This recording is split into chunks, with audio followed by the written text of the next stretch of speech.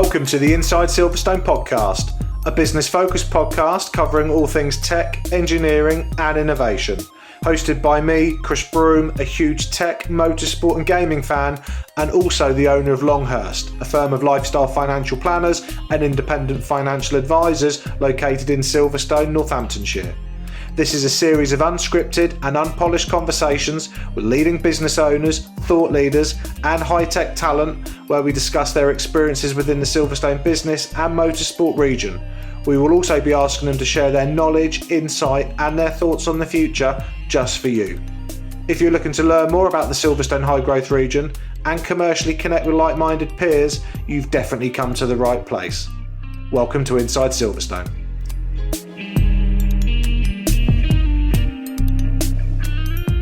Welcome to the next edition of Inside Silverstone. My name is Chris Broome and I am your host. Today I am delighted to welcome to the show a new friend, Fiona Pawley from Fiona the Coach. Fiona, welcome to the show. Thanks, Chris. Nice to see you. Fantastic. Well, we finally got you booked in. So yeah. Fiona, you know, our paths crossed on LinkedIn, as many do, with you being and having a career and a fantastic career involved and including sort of motorsport, and also, you know, I read the Financial Times, which is our background with Longhurst as a financial company. And so we agreed that we'd get you on and then have a quick talk about what you do, your experiences before, current projects, life during COVID, etc., etc. So, Fiona the Coach. So my first question is, what's a coach and why do I need one as an individual or as a business? Well, I think we can all do without them, but a business coach or even a life coach or a career coach, we're there to motivate you, celebrate your successes, remind you how wonderful you are when you've forgotten, because quite often we're very good at remembering all the negative stuff. Mm-hmm. And, you know, what we do isn't rocket science, actually. It's very simple, and it's lots of, you know, clearing the thoughts, creating perspective, and actually enabling you to make good decisions based on true facts rather than the kind of fantasy sometimes we tell ourselves, I'm not good enough, or I'm not confident enough, or, you know, I don't know where to take my business. And so a coach is like a personal trainer. Not everyone has a personal trainer, but it's about life and work balance and actually helping you along your journey wherever you want to be, wherever you want to go. And so I think it's always good to have that outside perspective, someone who's not, you know, actually critical of your existing experience or lifestyle or, you know, business, but they can actually bring a bit of clarity, a bit of perspective, and then you can hit the ground running and make some really great decisions with that. Yeah, I like it. And you on your profile, you've got an acronym of CHANGE. So what's CHANGE stand for? Change. So it changes depending on the different scenarios that it's applying to. But essentially, change is, I believe in change by choice. Yeah. So I think we're all experiencing loads of change at the moment. You know, on Monday, we suddenly went back down to 6 people, for example. Yeah. And, you know, events businesses are really struggling, for example. Or the weather changes. So what jacket do I wear? So I believe in change by choice. So what do you do with your changing situation and how can you make your choices? So change is, you know, confidence, honesty, action's really key, navigation, so helping you find that way through in order to create growth. And I operate from a place of real encouragement. So I'm all about celebrating strengths, celebrating success, and being a cheerleader in your corner, really. Love it, absolutely love it. And so you've got a background, so reading through your, you know, CV, as it were, through LinkedIn, which is what I do with everybody, always have a little geek out of what people have done. So you've been involved with previously, so you're a sponsorship and partnership director at F1 in Schools. So what's F1 in Schools for those that have never heard about it? So F1 in Schools and also Formula Student are very similar programs. Yeah. They're about young people. So F1 in Schools starts from primary schools and all the way go through to college, and then Formula Student is a university program. But essentially, young people design and build a racing car, whether it's an electronic remote control car or up to Formula Student, it's an actual full-sized car, and they are tested on their business acumen, on their sponsorship, on their marketing, on their engineering, on their teamwork, on their, they run a business effectively. Yeah. And so I really was drawn to both Formula Student and F1 in Schools, and particularly the partnership side of F1 in Schools, because I love engineers. I think they're very underestimated.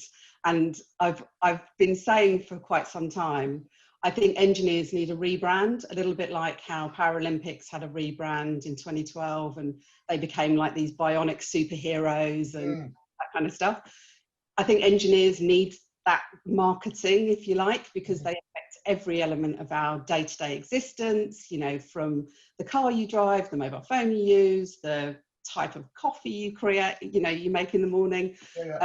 And I think they're underestimated. So engineers, engineering, STEM, I think it's such a fantastic career. And, you can travel the world in previous times, and hopefully that will come back. But particularly for encouraging girls or young women or, fully grown women into those areas of career development. I think generally when girls are good at maths or science or technology, they naturally gravitate towards the biological sciences because there's a human healthcare element to that. So I think their parents, their teachers, they kind of warm to that in terms of the female entity. Yes. Whereas actually you can do a bit like the Paralympics, you can do, kind of biological engineering and really create massive impact on people's lives and worlds and, all of that kind of stuff. But I don't think girls and women and, the education system really demonstrates that very well. So F1 in Schools, come back to your original question. Yeah, obviously helps with that, right? Introduces it to them.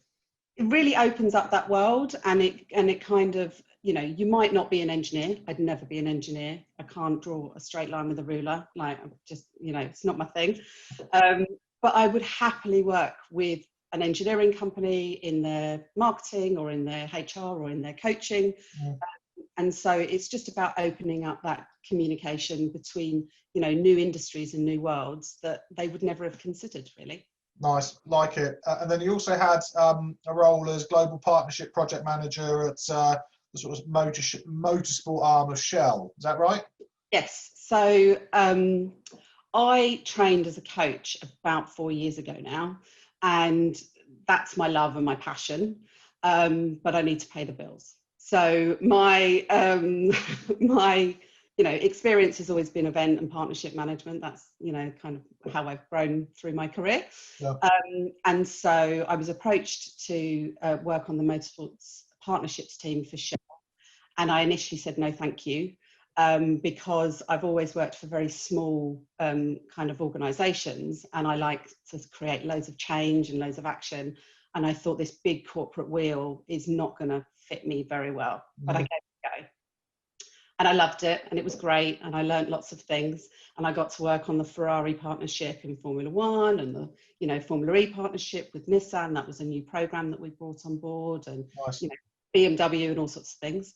But I think, as I got more and more involved at Shell, my coaching kind of diminished because it was crazy busy, and I just have the time to invest in the business. And so in December, that contract came to an end, and I thought, great, I'm self-employed. I'm going to take 2 months off, January, February, kick back a bit, kind of, I deserve a break. March came. And then, ta-da, COVID. Fuck. So, yeah, best laid plans. So I see it as a bit of a gift, because actually my hand has really been turned. The events industry pretty much closed overnight, which I really feel for my colleagues and my friends. Motorsport also shut down, as we all know, and then kind of rapidly reopened. But it gave me time to actually refocus on the coaching business. And that is my passion, and that is what I love doing. And it's the thing that I create the best amount of value for my clients, and it's the thing I really want to be doing. And so I feel like COVID has kind of turned my hand. So that changed by choice. Yeah. I was applying for events jobs and this, that, and I was like, actually, what am I doing? this is my path and this is where I'm going. And so that's been a real gift actually from COVID for me. Love it. Yeah, absolutely. Look at it as an opportunity. So we're going to come back to the coaching bit in a bit, because I really want to talk about how you help companies and also individuals. But I really want to get into the genesis quickly of why, you know, motorsport and engineering, because you're saying you love engineers, but what's the sort of backstory? Because presumably, you know, Fiona growing up didn't think to herself, I'm going to get involved in motorsport because it's a passion of mine. What was the sort of entry into? Presumably there was a role or an introduction where you got invited to do something, and then beyond that was everything else. Sure. So I was studying my business studies degree at Kingston University, and I had to do a work placement. So I found this remote island on the Great Lakes of Michigan, which is beautiful, and it's a Victorian tourist destination. And I packed my bags and I skipped off to America when I was 21, and there are no cars on the island. It's horses and carriages and bicycles and Nice. lots of fudge, actually. It's What island is this? It's called Mackinac Island. You spell it Mackinac, but it. Oh wow! And it's full of fudge. I mean, I need to be moving operations to this island. It sounds amazing. Yeah. So I was living in Mackinac Island, and I got contacted about a hospitality job at Stefan Rittel Motorsports organisation, and I was coming back to the UK, and I just said yes. And I had no idea that motorsport existed as an industry. Wasn't a fan. Never watched it, was never on at home. You know, I'm not really into my cars either. And I started working for Stefan, SRO Motorsports Group, and it was a 6-month contract, and I was there for nearly a decade. So I worked in the hospitality programs for what was the FIA GT Championship. I remember going to Barcelona in March for the test day. It was the first ever race circuit I'd been to. I was terrified. I got paraded up and down the pit lane by my boss, introducing me to all these scary teams, and there was, you know, fuel lines and trip hazards, and I was just like, this is nuts. So I hid in hospitality for a whole season and only spoke to the people I absolutely had to speak to, which was a bit embarrassing at the final awards ceremony when the champions of that year I was talking to at the bar, they were like, you have no idea who we are. And I was like, no. And they'd won the championship. And I was like, well done you know. And I was terrified. So it grew, and so when I started, Stefan had 4 championships. We were part of the Eurosport super racing weekends with European touring cars and the FIA GT. And then as it grew, I think when I left, there was about 14 championships that we were running. Wow. But we hadn't really increased the staff in the same ratio. So you got lots of promotion, lots more responsibility, but you tended not to relinquish your existing jobs, because it's like a family-run business. It's, you know, it's a fantastic company. I loved working for Stefan. But it gave me lots of autonomy. It gave, you know, if I went to him with an idea, it was fine, like just run with it. So was hospitality, moved into championship management, which was a real baptism of fire for me. So I started coordinating the British Formula 3 Championship as was. And yeah, knew nothing about regulations or race control or signing on or reprimanding drivers, but I learned really quickly. Wow. And some of my children, as I like to say, you know, they've done really well. So Jean-Eric Verne in Formula E, and Daniel Ricciardo and Sergio Perez. And so that I was there during their Formula 3 days, which was fantastic. I loved it. So being part of that community, yes, I still don't consider myself a motorsport fan, but I just love the culture and the environment of motorsport and that real can-do attitude. And, you know, race day Sunday, like, we'll get it done. There's lots of camaraderie as much as there's competition. So you can ask people for help, and, you know, if you get stuck. So yeah, it was a fantastic introduction to a world that I had no idea existed. Often the way though, which is great. And so let's pretend for a moment I run an engineering business or a small motorsport or motorsport type company. How can you help me and my company transition from where we are, 2020 COVID, through to the new norm? How can you help me with partnerships? How can you help me engage with customers or growing my customer base? So opportunity for you to really sell what you do. So how can you help us? So effectively, I start with just a conversation, really. What are your challenges? What are you coming up against? What's the common themes that you're, kind of repeating? Where do you want to make some change? What are you looking for? And then effectively, we kind of just clear the decks a bit and create some clarity around that. And through various different exercises and conversations, it gives you some perspective. I work on the basis of strengths and values. So what are your strengths? And I know in like big corporate organizations, quite often individuals will be put on training courses to, you're not very good at time management, so we'll give you a course about time management. Actually, let's flip it on its head. What are you excellent at? And let's really maximize that and really dial it up. Okay, you need to be good at other things at a fairly standard level, but the things, your strengths and your values for your business, for your customers, let's really, really identify them, make them really clear. And then you can actually launch off of that. So it becomes your building blocks of decisions that you're making, the direction that your business is going in. We are in a constant flux of change. How are you coping with that change? How are your individuals coping with that change? Lots of people are now working from home. For some people that works really well. For others, there's too much pressure with family or mental health or well-being. Actually, what do you and your individuals of your business need? So let's create a really clear identification of what is the current status. Then where do we want to go? And we just build the building blocks of how you move forward. So it's not rocket science, like I said to you before.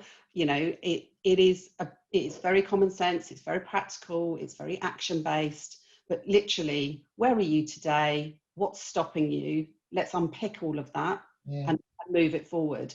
And stop doing, one of my big questions when I start working with people is, what do you tolerate? So we tolerate lots of different things because we expect to have to tolerate them. Actually, the question is, do you need to? And if you don't, how can you outsource it? Or how can you share that burden? Or, what can you do? Because work is hard enough, particularly at the moment, and home is also hard enough, particularly at the moment. So let's start from a basis of strengths and values and all the things that you enjoy and build out from there, because it's going to make the hard times so much easier and it's going to make the successes so much greater because it's what you love. Love it. Okay. And so presumably at the moment, you're looking for new clients like everyone is. And so we're going to make sure we leave links to your website and your business in the show notes, so our fantastic listeners and people watching this on YouTube, etc., can find you. And so just on that, if they just want a phone call, and just have a chat, there's no obligation, we can just have a conversation and see where you're at and what you might need. And it might not be me, it might be someone else, but I'm happy to have a conversation. Cool. Are there any projects you're working on at the moment that you can tell us about? Anything that's interesting, anything that's going to spark an interest? So I'm formulating a project specifically for motorsport, actually, for racing teams. So that's something that's kind of in the pipeline, and it's a remote coaching wellbeing support network. Yep. So, with Formula One as an example, they've done 3 triple headers on the bounce. By the time they got to Mugello, everyone was overly fatigued, tempers are short. People are under a lot of stress and pressure, either being away from home or feeling the concerns and risks of COVID, or just the fatigue of doing 9 events on the bounce. Yeah. So it's providing a in real time remote service for your team, for your individuals, whether it's management or mechanics, it doesn't matter, to actually have short, sharp 20-minute coaching sessions where they can contact me and we can get them through the hurdle that they're experiencing and sort of pull them out of the fog, if you like. Because, you know, I've been racetrack side. I know what the pressure's like. I know people don't feed themselves well, or you don't drink enough water and you're on your feet all day. And, you know, kind of, you know, people are chain smoking, well, they used to be, they might be chain vaping behind the, you know, the garages. And, you know, it's not necessarily a healthy environment. So it's providing that kind of release valve, if you like. And it's about incremental, short, marginal changes that actually create efficiencies and, you know, change the way of working or change the way of communication or understanding. Actually, that argument I had with this person, it's not about me, it's about this situation, it's not personal, and kind of trying to remove that emotion from it just to help people be healthier and have better well-being, really. I really like that. There's something that you and I can definitely talk about off air, because we're literally about to launch a sort of corporate stroke enterprise service, going out providing financial well-being to all of our clients' businesses, as well as Silverstone Park and all the businesses associated with Silverstone Park. And so bolting in a human-focused coaching element to that, I think would be a nice touch. So great idea. Right, going to start closing this off, Fiona. So thank you so much for coming on the show. As I said to everyone listening to this, there's going to be links in the show notes so you can find Fiona. I highly endorse that you do that, certainly just for an initial conversation, as she has said. 2 final questions. Yeah. Post-COVID, it's 2021. We've all had our injections, our vaccinations. What are you looking forward to doing the most that you can't currently do at the moment? Travel. 100%. Where are you going to go? I celebrated my 40th birthday in lockdown this year, and I was meant to be going to Budapest for my birthday weekend, so that would definitely be back on the agenda. Italy is a country that I absolutely adore, so, you know, I think I'd definitely be tripping across to Italy and eating lots of, you know, good food and maybe driving a little Fiat 500 around in the countryside. So yeah, I think travel is good. What was that? I'm celebrating my 40th during COVID as well in November. What was it like? Because I was hoping to go away, hoping to do a big party. I was really spoilt. So my very good friend Abby Hay, who is also in motorsport, she's a very well-known character, and my wonderful partner Peter completely filled this room with helium balloons and streamers. It took them nearly 5 hours to construct this fantasy land for me, and I hosted my own birthday bingo. So I had like a game show kind of sequined outfit, and yeah, we did birthday bingo. You could win a toilet roll because that was a real, you know, commodity at the time. So yeah, it was good. It was nice. Excellent. And belated happy birthday. Right, last question. This question has taken decades of traveling the world and speaking to gurus and up in Nepal and speaking to the Yodas of the world to really formulate the most important question you're ever going to be asked in your career, Fiona. So I'm going to literally do a drum roll. What is the king, or maybe the queen, of crisps? It is obviously crunchy Cheetos. Crunchy Cheetos. Okay, what flavour? Are they one flavour or multi? They do this weird fire flavour. Stay away from that. Just pure original cheese crunchy Cheetos. Done.